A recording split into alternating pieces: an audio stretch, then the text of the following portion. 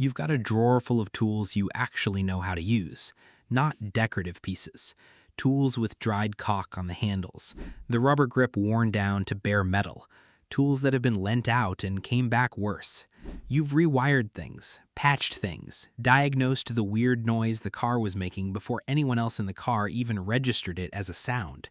You figured out how to bleed a radiator by watching a YouTube video at midnight with a flashlight clenched in your teeth, and then you did it, and it worked, and you told nobody because why would you? Somewhere along the way, you became the person people turn to when things fall apart, especially the things no one really knows how to fix. The 2 a.m. calls, the I don't know who else to talk to moments, and you take them on the same way you take on everything else, without hesitation or recognition, never making it feel like it costs you anything, even when it does. So why, when your back gives out mid-job trying to move a washing machine that genuinely required 2 people, do you spend 4 minutes calculating whether you can finish the job yourself before you even entertain the idea of asking? This goes deeper than stubbornness. Well, it's partially stubbornness, but the full picture is more uncomfortable than most people want to sit with for very long. There's a specific kind of person who learns, usually early, that the most reliable way to get something done is to do it themselves. A part of it may have been because the people around them were absent or cruel, but more often it was because at some point they reached for help and the help didn't quite reach back.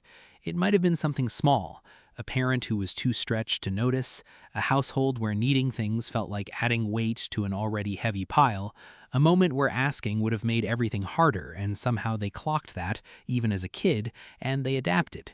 They became the one who figured it out. And adaptations, once formed, don't dissolve when the original condition changes. They harden and become the shape of you. So now you're 37 or 52 and you are demonstrably good at solving problems. You've earned that, and your identity, the quiet internal story you run about who you are, is built on a foundation of competence, on not needing to call anyone, on being the number people dial when they do need to call someone. Asking for help doesn't just feel inconvenient inside the story, it feels like a crack in the foundation. Here's what most conversations about this completely miss. People who fix everything don't resist asking for help because they think they're more capable than everyone around them. The resistance comes from somewhere much less flattering and much more human than ego. Asking requires sitting, for a moment, in the experience of not knowing, of visibly being the one who can't, and that specific experience is the one they spent years conditioning themselves to move past as fast as possible. The discomfort of that moment isn't just uncomfortable, it's, almost allergic, like a physical flinch. There's a study by Flynn and Lake in 2008 where they found that people consistently underestimate how willing others are to help them. Participants predicted far lower compliance rates when asking for help than actually occurred. The world was significantly more willing than people assumed. So the problem wasn't availability, but the internal cost of asking. People weren't accurately calculating whether others would help, they were weighing what it would mean about them to need it, and that judgment kept returning an answer they couldn't accept.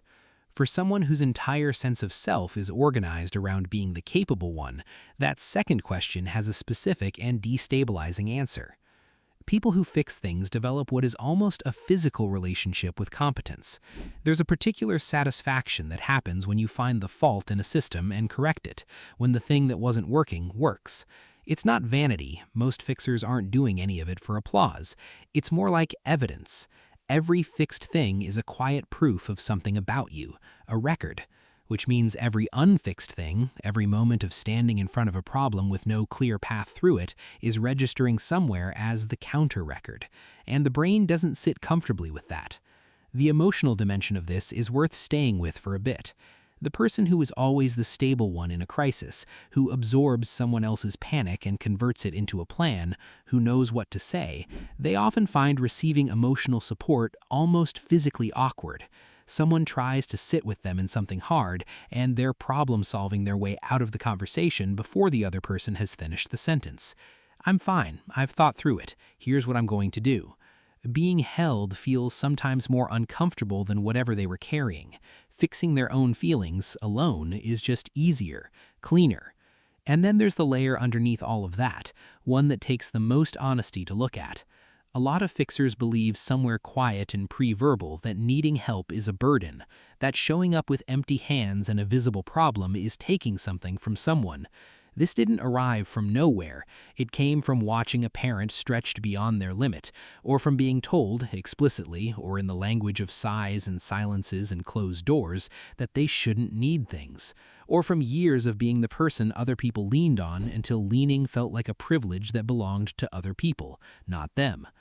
The most devastating part of all of it is this: fixers are almost always extraordinary at helping other people.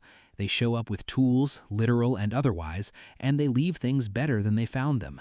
They would never, not once, make someone feel like a burden for asking. They'd be genuinely offended if you suggested they would, and yet they are completely, stubbornly, and sincerely convinced that they would be. If something in your chest went slightly tight somewhere in the last few minutes, you know why. The solution isn't learning to just ask for help.